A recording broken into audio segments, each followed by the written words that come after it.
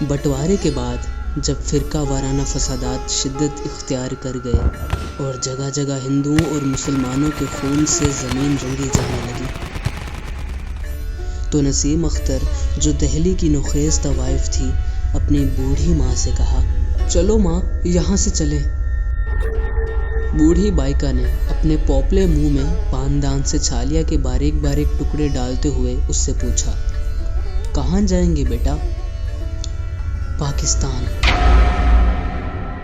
یہ کہہ کر وہ اپنے استاد خان صاحب اچن خان سے مخاطب ہوئی، خان صاحب آپ کا کیا خیال ہے؟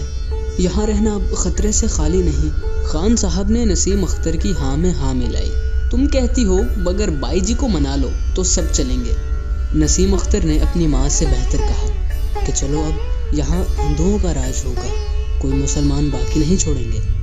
بڑھیا نے کہا، تو کیا ہوا، ہمارا دھندا تو ہندوؤں کی بدولت ہی چلتا ہے، اور تمہارے چاہنے والے بھی سب کے سب ہندو ہی ہیں، مسلمانوں میں رکھا ہی کیا ہے؟ ایسا نہ کہو، ان کا مذہب اور ہمارا مذہب ایک ہے۔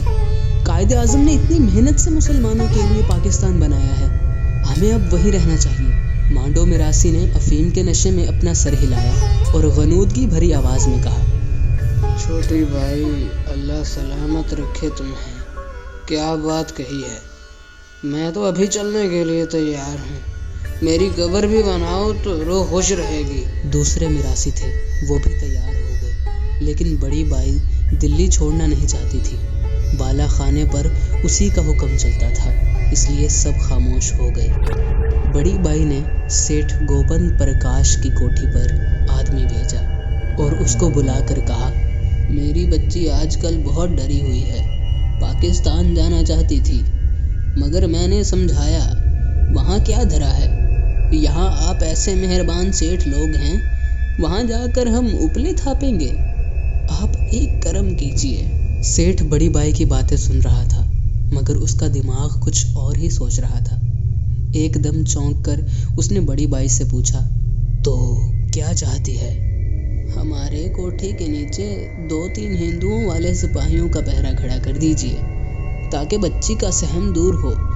سیٹھ گوبند پرکاش نے کہا، یہ کوئی مشکل نہیں، میں بھی جا کر سپرنٹینڈنٹ پولیس سے ملتا ہوں، شام سے پہلے پہلے سپاہی موجود ہوں گے۔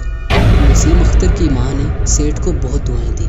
جب وہ جانے لگا تو اس نے کہا، ہم آپ اپنی بائی کا مجرا سننے آئیں گے۔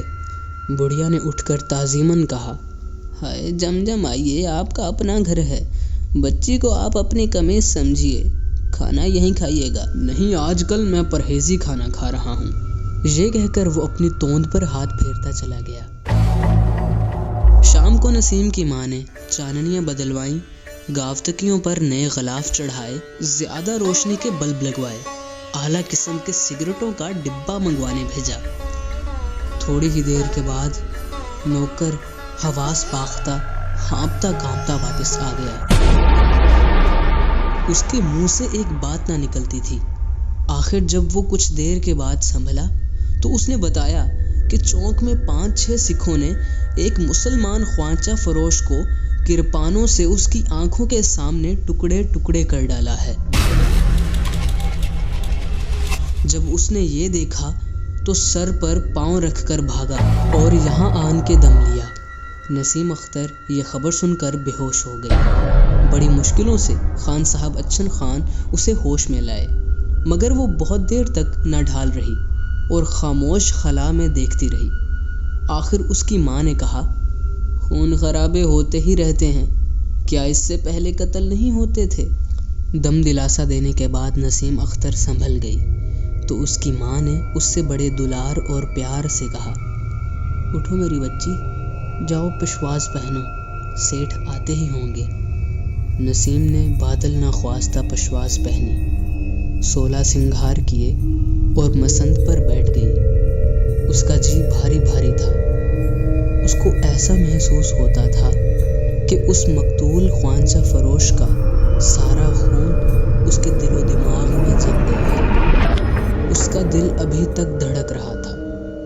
وہ چاہتی تھی کہ زرق برق پشواز کی بجائے سادہ شلوار قمیض پہن لے اور اپنی ماں سے ہاتھ جوڑ جوڑ کر بلکہ اس کے پاؤں پڑ کر کہے کہ خدا کے لیے میری بات سنو اور بھاگ چلو یہاں سے۔ میرا دل گواہی دیتا ہے کہ ہم پر کوئی نہ کوئی آفت آنے والی ہے۔ بڑھیا نے جھنجھلا کر کہا، ہم پر کیوں آفت آنے لگی؟ ہم نے کسی کا کیا بگاڑا ہے؟ نسیم نے بڑی سنجیدگی سے جواب دیا، اس غریب خوانچہ فروش نے کسی کا کیا بگاڑا تھا جو ظالموں نے اس کے ٹکڑے ٹکڑے کر ڈالے؟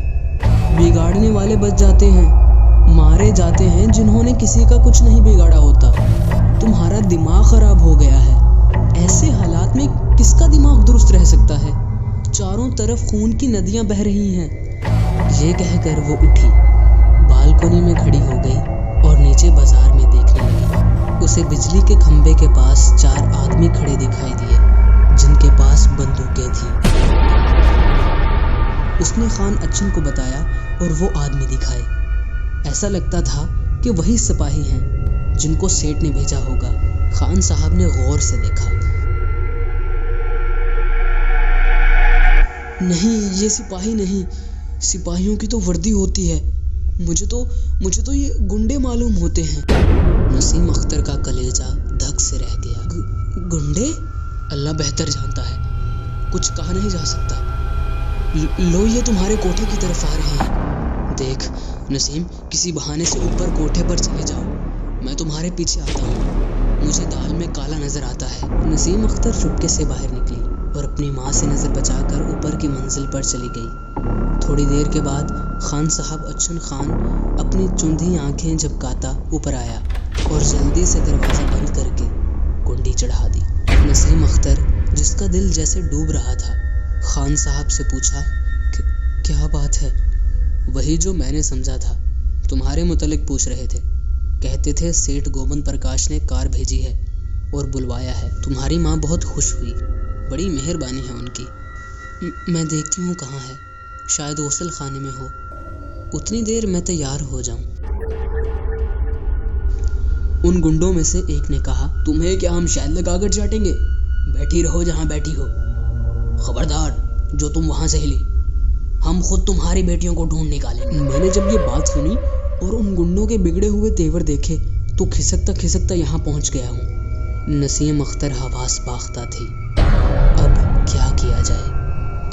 خان نے اپنا سر کھجایا اور جواب دیا، دیکھو میں کوئی ترکیب سوچتا ہوں، بس یہاں سے نکل بھاگنا چاہیے، اور ماں، اس کے متعلق میں کچھ نہیں کہہ سکتا، اس کو اللہ کے حوالے کر کے خود باہر نکلنا چاہیے۔ اوپر چارپائی پر چادریں پڑی ہوئی تھیں۔ خان صاحب نے ان کو گانٹھ دے کر رسا سا بنایا اور مضبوطی سے ایک گنڈے کے ساتھ باندھ کر دوسری طرف لٹکایا۔ نیچے لانڈری کی چھت تھی، وہاں اگر وہ پہنچ جائیں تو راستہ آگے صاف ہے۔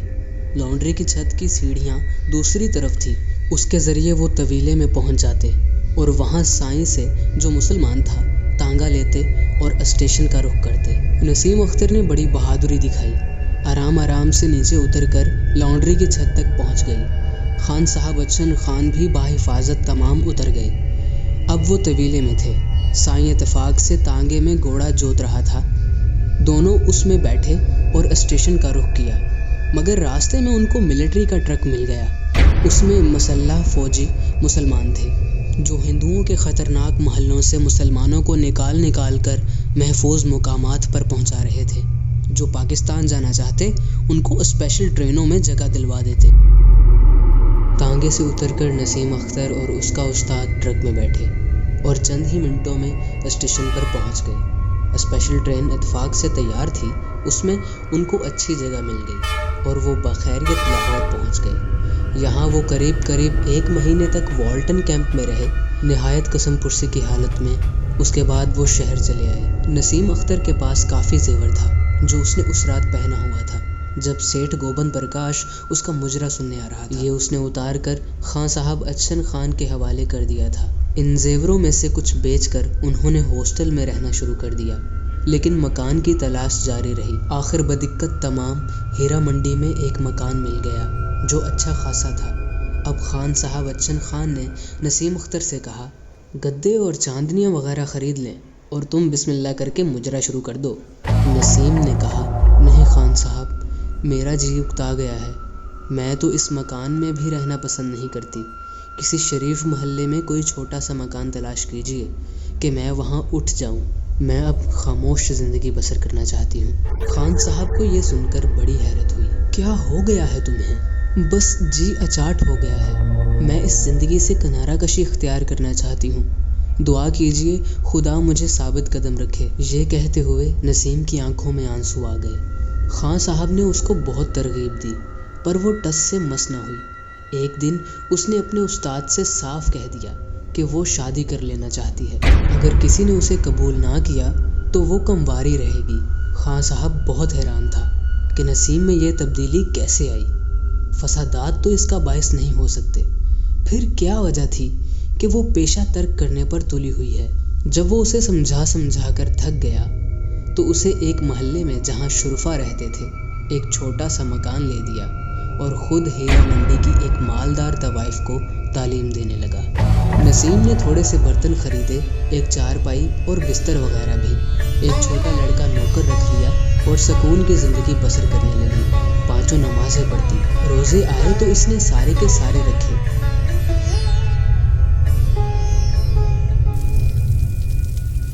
ایک دن وہ غسل خانے میں نہا رہی تھی کہ سب کچھ بھول کر اپنی سریلی آواز میں گانے لگی۔ اس کے ہاں ایک اور عورت کا آنا جانا تھا۔ نسیم اختر کو معلوم نہیں تھا کہ یہ عورت شریفوں کے محلے کی بہت بڑی پھپھے کٹنی ہے۔ شریفوں کے محلے میں کئی گھر تباہ و برباد کر چکی ہے، کئی لڑکیوں کی عصمت اونے پونے داموں بکوا چکی ہے، کئی نوجوانوں کو غلط راستے پر لگا کر اپنا الو سیدھا کرتی رہتی ہے۔ جب اس عورت نے، جس کا نام جنتے ہے، نسیم کی سریلی اور منجھی ہوئی آواز سنی تو اس کو فوراً خیال آیا کہ اس لڑکی کا آگا ہے نہ پیچھا، بڑی مارکے کی طوائف بن سکتی ہے۔ چنانچہ اس نے اس پر ڈورے ڈالنے شروع کر دیے۔ اس کو اس نے کئی سبز باغ دکھائے مگر وہ اس کے قابو میں نہ آئی۔ آخر اس نے ایک روز اس کو گلے لگایا اور چٹ چٹ اس کی بلائیں لینا شروع کر دی۔ جیتی رہو بیٹا، میں تمہارا امتحان لے رہی تھی، تم اس میں 16 آنے پوری اتری ہو۔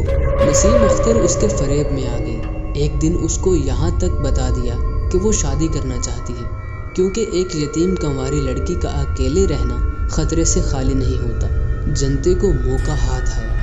اس نے نسیم سے کہا، بیٹا یہ کیا مشکل ہے، میں نے یہاں شادیاں کرائی ہیں، سب کی سب کامیاب رہی ہیں، اللہ نے چاہا تو تمہارے حسب منشا میاں مل جائے گا جو تمہارے پاؤں دھو دھو کر پیے گا۔ جنتے کئی فرضی رشتے لائی مگر اس نے ان کی کوئی زیادہ تعریف نہ کی۔